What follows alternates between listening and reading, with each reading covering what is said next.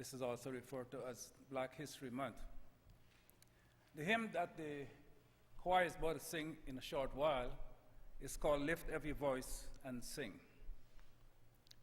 It's an anthem that has been closely linked to Reverend Absalom Jones, who happened to be the first black priest in the Episcopal Church in the United States of America.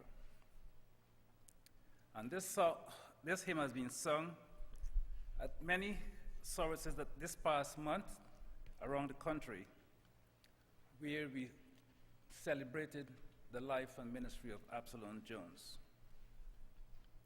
It was originally written as a poem in 1900 as a tribute to President Abraham Lincoln. And the words were put to music in 1905 by John Johnson. These words are very powerful. I think some of you have copies of the words. As they voice the sit cry for liberation and affirmation. And the life and ministry of Reverend Absalom Jones is closely encapsulated in this hymn, hence the very close association. As Father mentioned earlier, February 13th was his birthday and also was the saint day of Absalom Jones. As a slave, he taught himself to read in his early teens from books he purchased by saving pennies given to him by visitors to his master's home.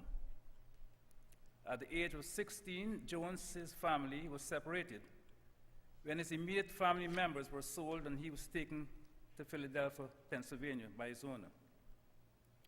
Jones worked as a clerk at his owner's store by day and was allowed to attend an all-black school at night. In 1770, Jones married a fellow slave, and through hard work and the help of friends and his father-in-law, he was able to buy his wife's freedom.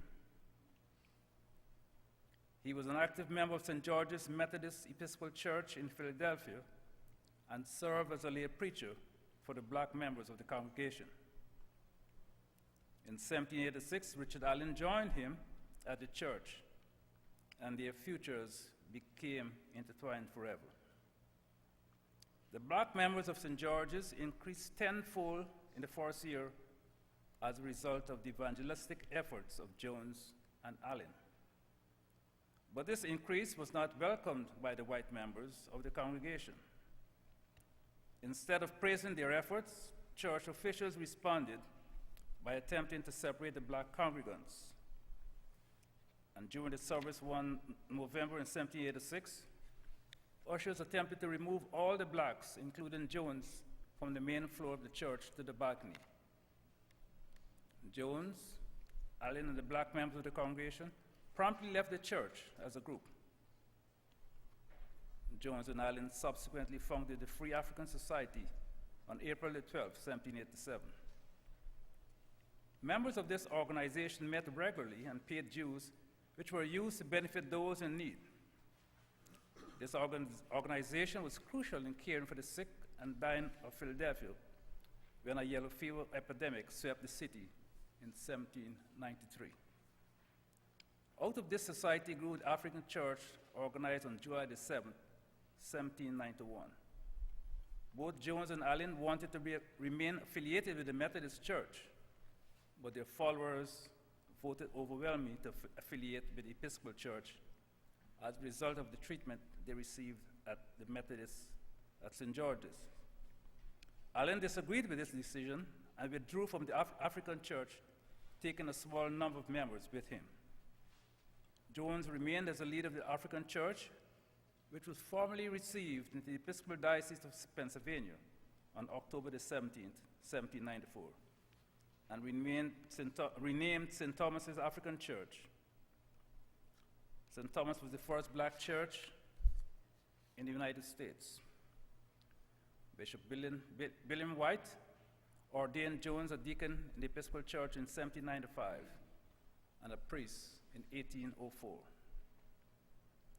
Jones became the first ordained priest of African descent in the United States. He died at his home in 1880, and he is a saint in our church.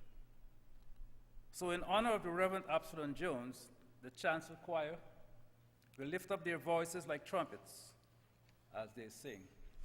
Lift every voice and sing. My sisters, the Chancel Choir.